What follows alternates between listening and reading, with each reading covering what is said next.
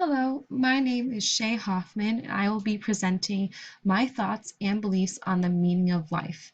This is for the EIU 4167G uh, Meaning of Life Senior Seminar at Eastern Illinois University.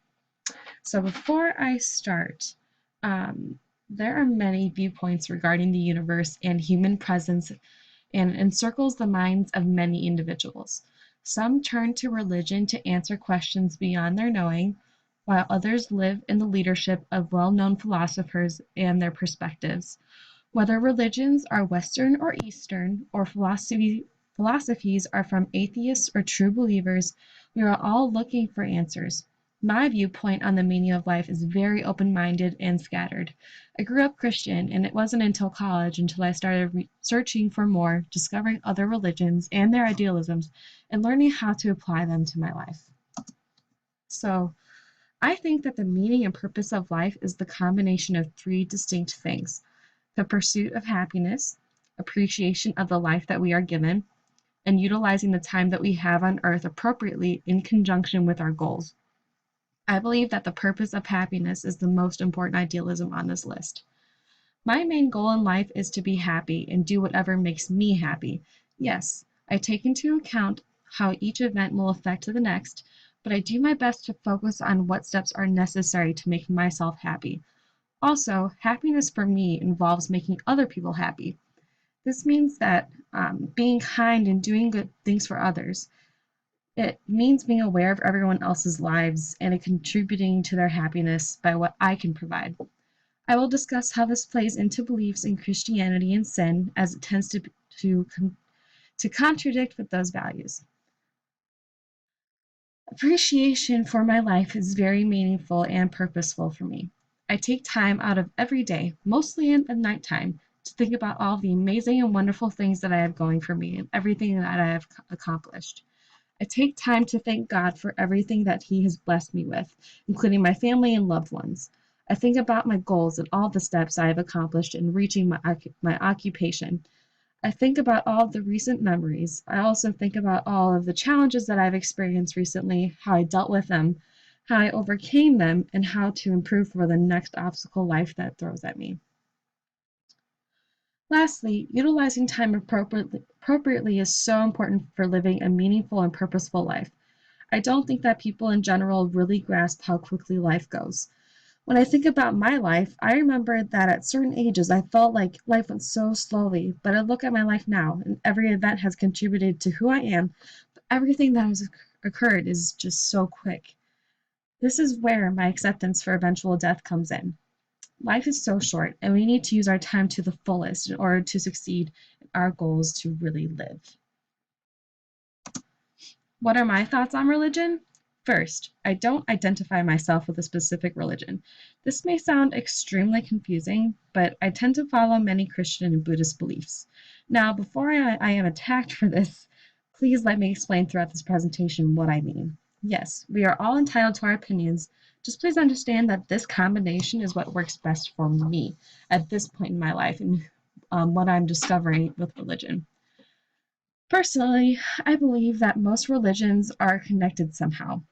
Most focus on moral beliefs, the belief in a higher power, and rules associated with that religion.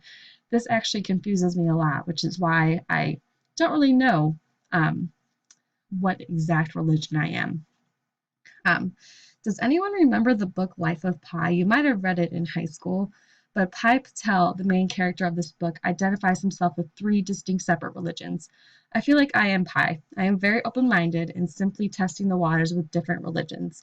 I find religion and philosophy so interesting because there are so many thoughts out there to the answers of life's biggest questions, and it's up to each person to decide what they think is correct. I believe that until one experiences certain events, that is when they really understand and support certain idealisms. On the Buddhism side, I believe in karma. Whether it is good or bad karma, I have identified this throughout my life. It is about balance. There is no good without bad, but doing good deeds, at least in my experience, leads to good outcomes in the future. On the Christian side, I believe that God has created a plan for each and every person's life. However, I do not think that he comes up with every single detail. as we have the ability to make our own decisions through free will. I do think that he decides what major events we encounter, the important people that we meet as he leads us to them, and the obstacles that we face, including death. I do not believe in luck or chance. I believe that everything happens for a reason, and that reason is our pre-existing path. Lastly, every event affects what happens in the future. Every decision we make influences what happens next. There are 4 categories up for discussion today: a metaphysical understanding of the universe, the conception of human nature, the diagnosis for what is wrong with humans and how they are harming the earth, and a prescription for this solution, or for a solution of this. First, I will discuss my thoughts on my metaphysical understanding of the universe. Now, bear with me, this is when things get a little more complicated. First, I will discuss my belief in God's creation as identified with Christianity. Christianity specifies its metaphysical understanding of the universe and its place of humans within it, along with the conception of ultimate reality.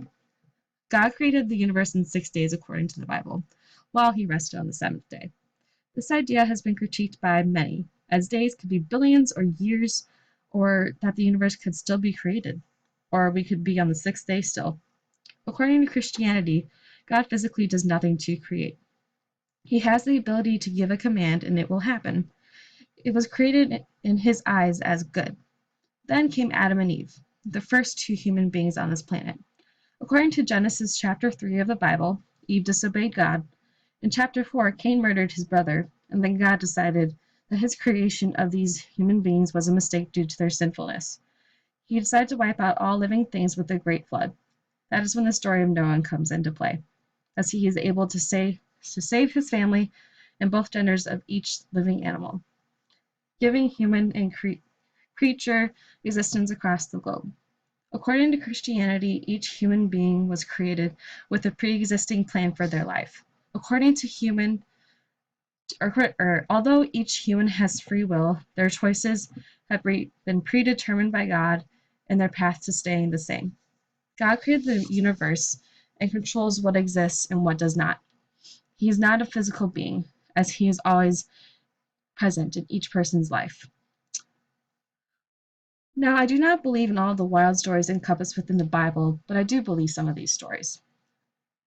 Next, I will discuss some Buddhism thoughts. The first quote discusses the metaphysical understanding. Buddhism sets a distinct metaphysical understanding of the universe and the place that humans have within it. This quote involves, "The universe evolves following certain cyclic patterns of contraction and expansion.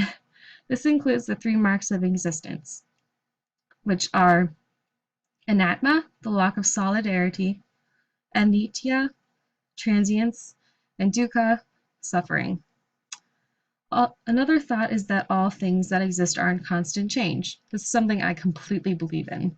Nothing is solid about the world. We are in constant change physically and mentally.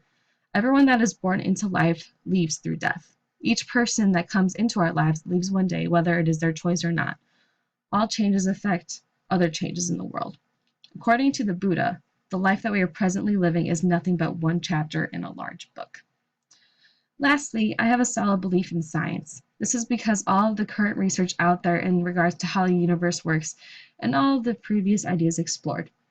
I believe in the evolution of animals, plants, and in Earth in general. There is way too much evidence supporting these ideas, but I do believe that this evolution was created through God's work. But science is our way of making sense of all of this. But I also believe in energy.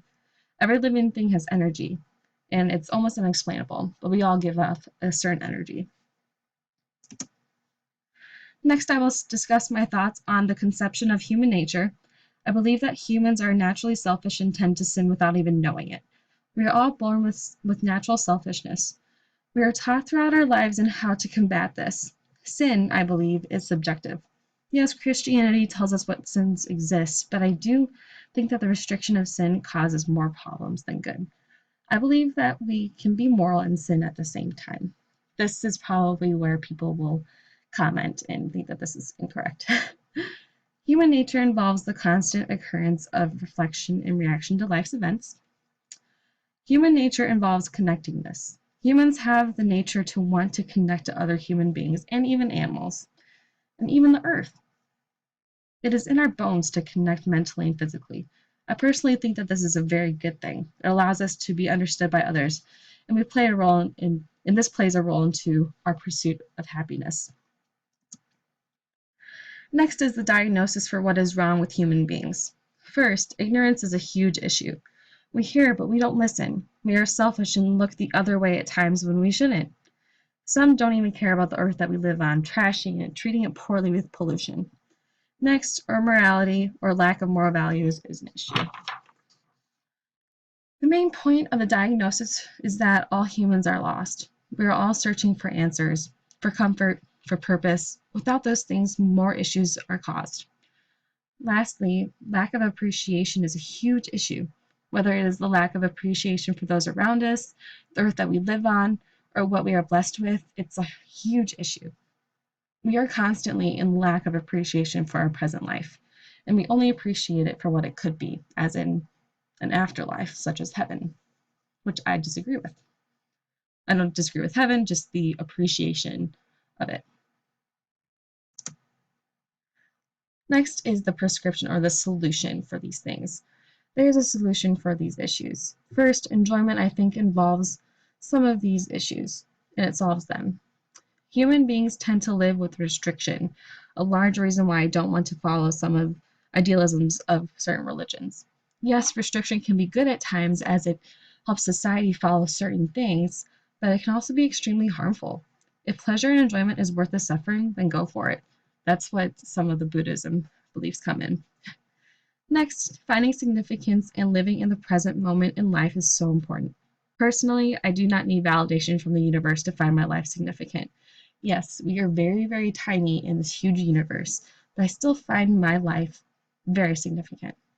Life is continuously exists in present moments, so you need to appreciate them. Lastly, I'm just going to end with this quote that I really, really enjoy and that I really follow with my personal life. And that is from Gilbert K. Chesterton. The aim of life is appreciation. There is no sense in not appreciating things, and there is no sense in having more of them if you have less appreciation of them. Thank you for listening. Hopefully, I made sense of some of these things, and hopefully, you guys enjoyed this or opened your mind up to different ideas. And here are my references if you're curious to see those. Thank you so much for listening.